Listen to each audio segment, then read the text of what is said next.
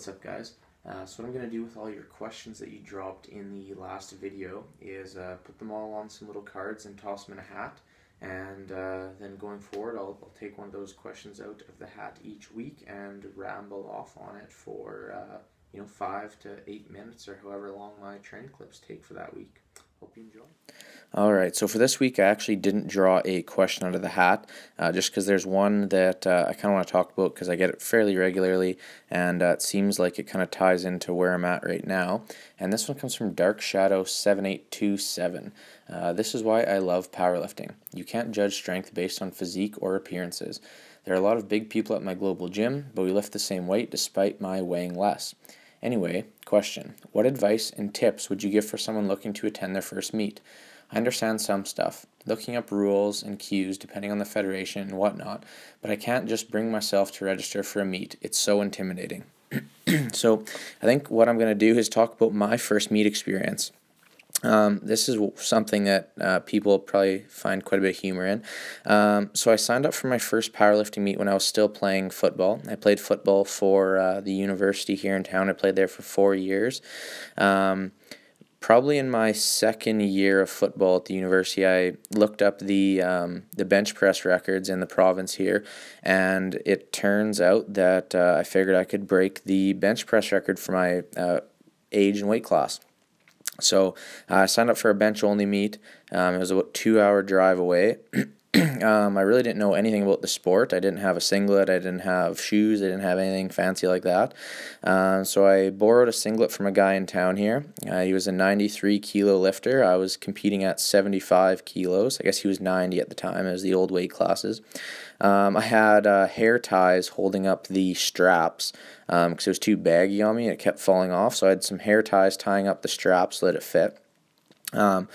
Showed up to the meet, and the meet was actually being hosted by the Stins and Fowlers. I don't know if anyone is familiar with those names, but they're pretty big names in the sport of powerlifting here in Canada. Ryan Stin currently has the highest equipped total in Canada in history, in the Canadian Powerlifting Union's history. And Rhea has competed at multiple internationals. That's his wife now.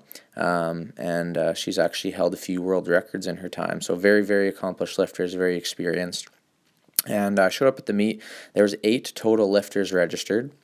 I got there, and Stin said, you don't really look like a bench-only guy.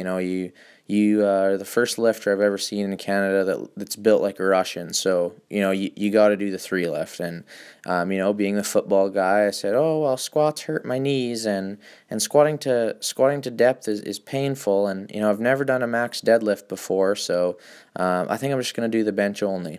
And, after a little bit of coercing, he told me that I'd be a better powerlifter than a football player, and had me warm up to my opener in the back room for squats, which was 125 kilos, 275 pounds, squatting in some Reebok running shoes and my dumpy singlet.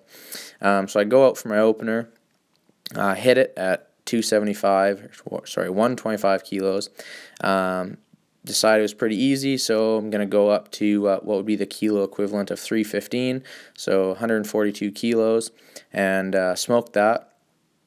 So then my dad's in the crowd, and he's yelling, oh, put on 3 reds, put on 3 reds. So now what do? Put on 3 reds, take a jump from 142.5 to 175, and came up about 3/4 of the way with it and missed it. So went 2 for 3 in the squats with a grand total squat of 142 kilos. So on to bench, and this is where, I was just going to let her fly here. I was going to show these guys what I could do. Open up the bench at 125, same as my squat. And, got it, no problem. And so pumped that I got a new provincial record that I threw her back into the rack. Turns out that missed the rack command, so lift didn't count. All right, so we'll take it again. So take it again, and smoked it. 3 white lights this time, and I was pretty excited with that. So why not? Let's take a jump to kilo equivalent of 315. So jump it up to 142.5, and I think I got about halfway up, or maybe I missed another command. I'm honestly not too sure, but didn't get her. So 1 for 3 in the bench with a new provincial record. And now it's time to deadlift. So go out there to deadlift, and in order for my bench record to count, I got to get a deadlift on the board. So, I was kind of concerned about that. I really wanted that bench record. So we're going to open at 3 plates, something that should be pretty easy. 3 plates in pounds, because I didn't know what a kilo was at the time. So we open up at 142.5 and got it no problem. Moved real well. So, why not? We'll take a jump up to 405, kilo equivalent to 405. Take a jump to 185. Get that, not too bad. And Stin and Fowler are sitting over there, and they're punching the calculator, and they're like, you know what, this guy could qualify for nationals. So, they do the math, and I need to pull 200 kilos in order to qualify for nationals, which was in a month's time from this meet. So about 4 weeks away or something like that.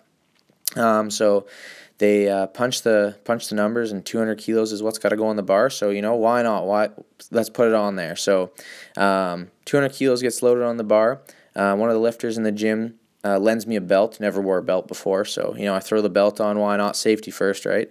So I go out there in my Reebok running shoes, my saggy baggy singlet, and this borrowed belt, and I think I pulled about a 10-second grinder at 200 kilo conventional deadlift.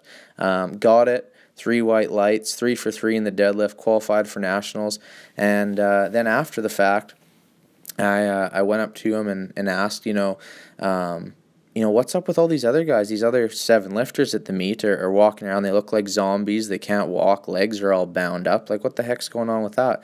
And they explained to me the difference between raw and equipped, and how powerlifting is, single ply equipment. So, squat suit, bench shirt, knee wraps, and all that sort of thing. And I'm thinking, like, what? These things help you lift more weight? Like, that's kind of lame. Like, I wonder if I could beat these guys if they weren't wearing any equipment.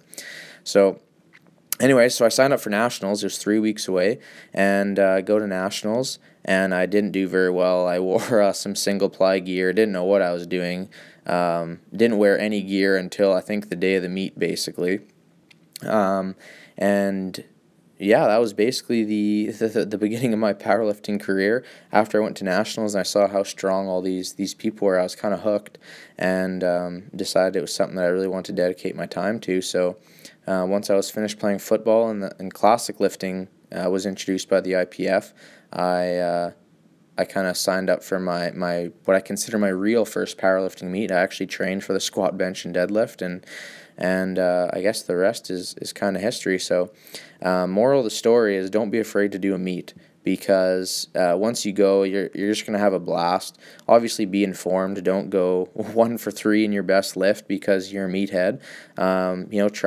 Try and build attempts. Go 9 for 9. Take some small PRs if they're there. But more than anything, just enjoy the experience and learn what it's about to do a meet.